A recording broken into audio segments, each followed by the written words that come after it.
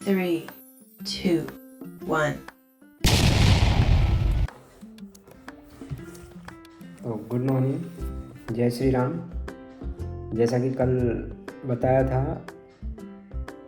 आपके बच्चों के लिए कुछ ज्ञान भरी बातें और उनके व्यवहार और सम्मान के लिए बहुत अच्छी अच्छी बातें हम इस वीडियो में डालेंगे और उनके सब्जेक्टों से भी रिलेटेड कुछ दिनों बाद वीडियो चालू हो जाएंगी।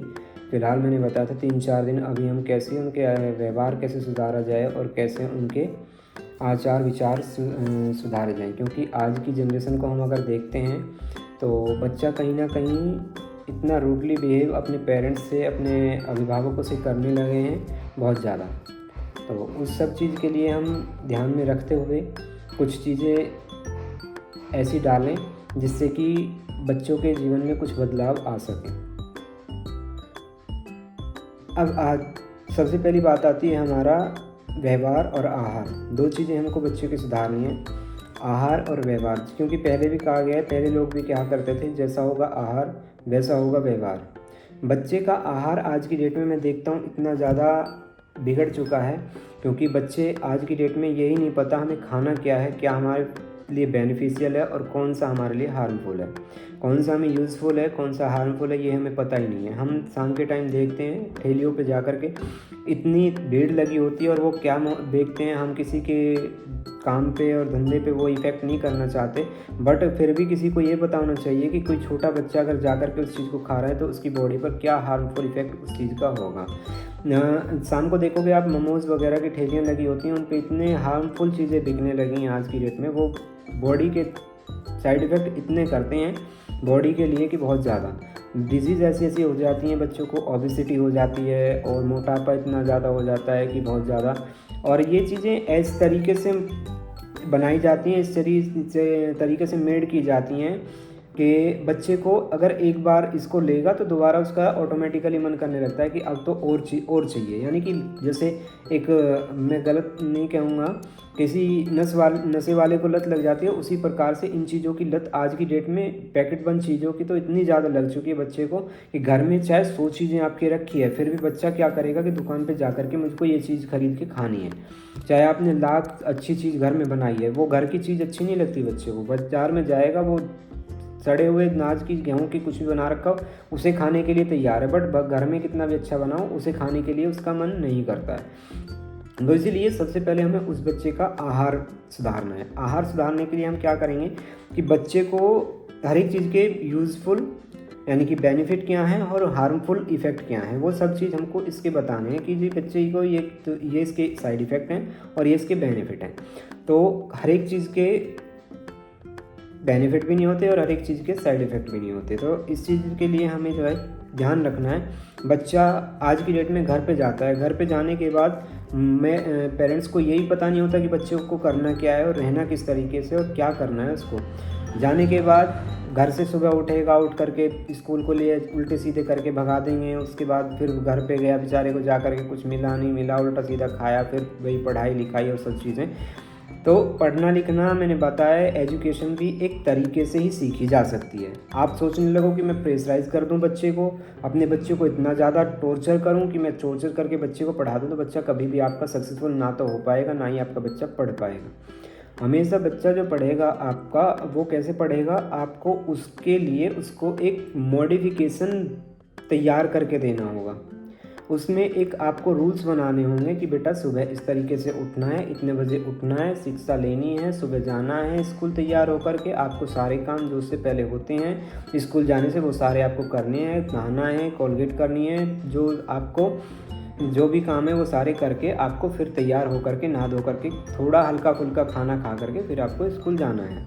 ये सब चीज़ें बतानी है और फिर स्कूल में जा कर के हर एक पेरेंट्स को ये शिक्षा देनी चाहिए कि आपको जा कर के हर एक अध्यापक का, हर एक शिक्षक की रेस्पेक्ट करनी है, हर एक टीचर की रेस्पेक्ट करनी है, तभी आपको शिक्षा आएगी।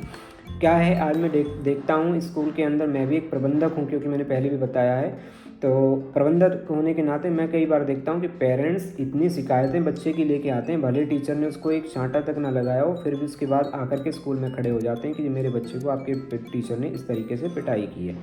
जबकि बच्चा साफ साफ दिख रहा है कि घर पे जाकर के झूठ बोल रहा है, उसके बाद भी आकर के खड़े हो जाएंगे। तो आपने क्या किया, आपने उसका कहीं ना कहीं आपने उसको सहारा दिया है इस चीज़ के लिए, गलत चीज़ के लिए, क्योंकि और अब मुझे पता भी है ये गलत चीज़ है। तो अगर आप उस चीज़ को आज आकर के टीचर से बोलेंगे, कल 2 चीज़ें और आपको टीचर को गलत बताएगा कि मेरे टीचर ने कल ये कहा है। आपने अगर उसी दिन उसको टोक दिया ना कि बेटा टीचर है और मारेगा भी पीटेगा भी, आपको स्कूल तो जाना पड़ेगा चाहे कुछ भी हो, उस दिन के बाद आपसे वो जाकर के कहेगा ही नहीं कि मुझे टीचर ने पिटाई भी की है। तो टीचर पिटाई क्यों करेगा? टीचर पिटाई हमेशा तब करता है जब बिल्कुल सर से पानी उतर जाता है। ना तो किसी टीचर की आपके बच्चे से दुश्मनी है, ना मेरी आपके बच्चे से दुश्मनी है। और जब स्कूल के अंदर कदम बच्चा रखता है तो मैं ये गारंटी से कह सकता हूँ, किसी का अगर कोई टीचर की अहमियत को समझता ही ना हो तो उसकी बात अलग है, परंतु बच्चा जैसे ही कि स्कूल के अंदर कदम रखता है तो एक शिक्षक का ये दायित्व होता है कि उसकी नज़रों में, चाहे वो लड़का हो चाहे लड़की हो, चाहे वो गरीब हो चाहे अमीर हो, चाहे वो पढ़ने वाला हो चाहे बिना पढ़ने वाला हो, शिक्षक के लिए एक छात्र है और वो बालक है उसकी नज़र में। मैं लड़का हो या लड़की, मेरी नज़रों में कोई मतभेद किसी के लिए नहीं होता, चाहे वो लड़का हो या लड़की हो। बहुत से टीचर्स क्या हैं, मेरे को भी कईयों ने कहा कि जी लड़कियों को पनिशमेंट नहीं देनी चाहिए। मैं कहता हूँ मैं तो एक गुरु हूँ और वो मेरे शिष्य हैं, चाहे वो लड़की हो या लड़की हो, मैं तो पनिशमेंट बराबर देता हूँ, चाहे वो लड़का हो या लड़की हो, क्योंकि पढ़ाना सबको है और बराबर पढ़ाना है। तो ये कोई दुश्मनी तो किसी टीचर की है नहीं कि टीचर बिना मतलब डंडा उठाए और मारना स्टार्ट कर दिया। तो आप कहीं भी बढ़ावा मत दीजिए बच्चे को, पहले उसकी तय तक जाइए कि टीचर ने मारा भी है या आपका बच्चा वैसे ही घर पे जाके बोल रहा है। हाँ, हो सकता है, मुझे कई बार पता भी चला है कि जो मैंने पहले भी कहा है, जो दायित्व नहीं समझता होगा टीचर का कि दायित्व है क्या और टीचर की परिभाषा क्या है, शिक्षक की परिभाषा क्या है, जिसको ये चीज़ नहीं आती होगी वही बिना मतलब बच्चे को मारेगा, वरना मेरी आपके बच्चे से या किसी शिक्षक की आपके बच्चे से कोई भी दुश्मनी नहीं होती है। बच्चे बहुत मन के सच्चे होते हैं ये, और मेरे पापा तो कहा भी करते थे कि ये जो छोटी कलियां होती हैं, ये अभी आप इनको जिधर की साइड मोड़ोगे आराम से, हरी हरी कलियां अपने पेड़ की देखोगे, जिधर की साइड मोड़ोगे आराम से वो मुड़ती चली जाएंगी। बट अगर पेड़ बड़ा हो गया तो उसकी लकड़ियां क्या है, वो कड़क हो जाती हैं, और कड़क लकड़ी को अगर आप मोड़ोगे तो वो फिर मुड़ेगी नहीं, फिर तो वो टूट ही जाएगी। आप क्या है, हम क्या करते हैं, हम अभी तो उसको इतना लाड़ प्यार दे करके चढ़ावा इतना दे देते हैं कि वो आगे जा कर के फिर आप सोचते हो कि हम इसको सुधार लें, फिर वो सुधरेगा नहीं भैया, क्योंकि सहन करने की आदतें ख़त्म हो चुकी हैं, सहन शक्ति ख़त्म कर दी है बिल्कुल। पहले हम भी पढ़े थे, हमको टीचर इतना मार देता था, डांट देता था, सब कुछ करते थे, पर घर पे ये आके हिम्मत नहीं होती थी हमारी कि हम घर पे आकर के पेरेंट्स को अपने बता दें। ये भी नहीं होना चाहिए कि कोई चीज़ आपको बच्चा बताए ही ना।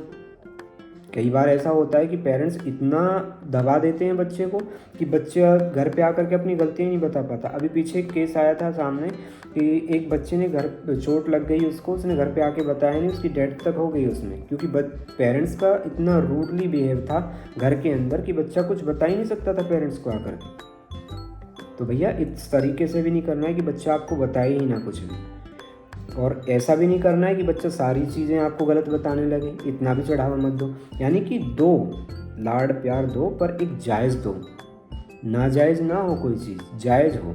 तो जायज़ हो तो आपका बच्चा अच्छे से सब कुछ करेगा। तो हम चल रहे थे किस चीज़ पे, हम चल रहे थे आहार पे। आहार सुधारना है, घर की बनी हुई चीज़ें बच्चे को देनी है, कोई भी ऐसी चीज़ हमें नहीं प्रोवाइड करनी है उसको कि बच्चे को इस बॉडी पे साइड इफ़ेक्ट पड़े। और मैं बता दूं आपको, जितनी भी ये आजकल बाज़ार की चीज़ें मिल रही हैं, इनमें केवल जीभ की स्वाद बढ़ाने के लिए मसाले मिर्च इतने डाल दिए जाते हैं कि बच्चा आपका उस चीज़ को खाने के लिए अग्रसर हो जाता है। मैंने पीछे भी सुना था, एक बिरयानी वाला था, उसने बिरयानी बेचने के लिए, उसका स्वाद बढ़ाने के लिए उसमें अफीम वगैरह तक भी उसमें डाली है, और ये वो सिद्ध भी हुआ था और वो पकड़ा भी गया था। तो इसलिए हमें ये चीज़ देखनी है कि कहीं कोई चीज़ हार्मफुल इफ़ेक्ट जो हमारी बॉडी पे डाल रही है वो हमारे बच्चे के क्या करेगी। केमिकल्स ऐसे ऐसे मिलाए जाते हैं जो चीज़ें जीव का स्वाद पकड़ लेती हैं। तो इसीलिए वह चीज़ें छुड़ा करके बच्चे से वह चीज़ हमें नहीं देनी है। इसीलिए बच्चे का सबसे पहले आहार बदलो। आहार जैसा होगा वैसा ही उसका व्यवहार होगा। आहार के लिए मैं इसलिए कह रहा हूँ क्योंकि बड़े लोग पहले भी कहते थे कि उत्तेजनाएँ क्या हैं, ये केमिकल्स जितने भी आ रहे हैं बाज़ार के अंदर, जितने भी सामान में मिलाई जा रही हैं, उत्तेजनाएँ इतनी भर देते हैं उसके अंदर कि हम समझ ही नहीं पाते। उत्तेजना क्या होती है कि आप एकाग्र स्थिर होकर के कहीं पे ना तो पढ़ सकते, ना बैठ सकते, ना आप एकाग्र होकर के ध्यान लगा सकते हैं। ध्यान जब तक नहीं लगेगा तब तक आप पढ़ाई नहीं कर पाएंगे। तो मेरा तो आपसे यही कहना है, आज की वीडियो में केवल आहार और व्यवहार की बात है, तो आहार सबसे पहले अपने बच्चे का सुधारिए। सबसे पहले ये चीज़ पे निर्णय लीजिए कि बच्चे को क्या हमें खिलाना है, क्या उसे नहीं खिलाना है। लाड़ प्यार में ये नहीं कि आज मैंने ये ला के दे दिया, आज मैंने ये ला के ला के भी देना, तो एक बेनिफिशियल जो चीज़ें हों वही ला करके उसको बच्चे को दी जाएँ, तो अच्छे से बच्चा हर एक चीज़ करेगा, दिमाग भी ठीक काम करेगा और संतुष्टि भी रहेगी। तो पहले ही हमारे यहाँ पे लिखा हुआ है, अल्प विद्यार्थी के 5 लक्षणों में सबसे पहली चीज़ जो आती है वो अल्पाहारी आती है। यानी कि जितनी भूख है, विद्यार्थी का ये गुण है कि जितनी भूख है उससे कम ही वो खाए, उससे थोड़ा बहुत कम ही खाए, पेट भर के इतना ना खा ले कि फिर वो सो ही जाए, और इतना भी ना खाए कि बार बार भूख ही लगती रहे उसको। तो इसीलिए अल्पाहारी होना चाहिए, थोड़ा कम ही खाए, जितनी भूख है उससे थोड़ा कम ही खाए, तो उसका पढ़ाई में भी मन लगेगा और अच्छे से पढ़ाई भी करेगा। और ये व्यवहार भी सुधारना है, तो व्यवहार के लिए आप थोड़ा सा ध्यान दीजिए, थोड़ा सा कहीं पे स्ट्रिक्ट भी आपको होना पड़ेगा, बच्चे को अच्छे से टाइट लेके चलना पड़ेगा, बच्चे को टाइट करना पड़ेगा आपको भी घर पे। हर एक चीज़ शिक्षक के ऊपर नहीं निर्भर होती है। शिक्षक अपनी तरफ से पूरी कोशिश करता है कि मेरा बच्चा मुझसे भी आगे निकल जाए, उसे अच्छे संस्कार मिलें वो, क्योंकि शिक्षक की हमेशा ये नीति होती है कि शिक्षक एक गुरु ही ऐसा होता है जो एक ये चीज़ सोचता है कि मेरा बच्चा मुझसे भी आगे निकल जाए, मुझसे अच्छा हो जाए। क्योंकि केवल शिक्षक का नाम नहीं होता, उसमें बहुत लोगों का नाम होते हैं। एक शिक्षक से जुड़ी हुई बातें बहुत, अब आप और मैं भी यहाँ पे एक सीट पे बैठा हुआ हूँ, तो ये भी एक शिक्षक की ही देन है, एक गुरु की देन है जो मैं यहाँ पे बैठा हुआ हूँ आपके सामने ये बातें रख रहा हूँ। ये भी एक गुरु की देन है, क्योंकि गुरु के बिना कुछ भी संभव नहीं है। तो आपको अपने बच्चों का आहार और व्यवहार दोनों चीज़ें सुधारनी है। हम भी उसमें आपकी कोशिश करेंगे, आपसे आपके बच्चे की दोनों चीज़ों को सुधारने के लिए पूरी कोशिश करेंगे। रोज़ इसके साइड इफ़ेक्ट डालेंगे कि साइड इफ़ेक्ट इसके क्या हो सकते हैं और क्या नहीं हो सकते हैं। तो इसीलिए आप थोड़ा सा ध्यान दें अपने बच्चों के ऊपर, हम भी पूरी कोशिश करेंगे। Thank you.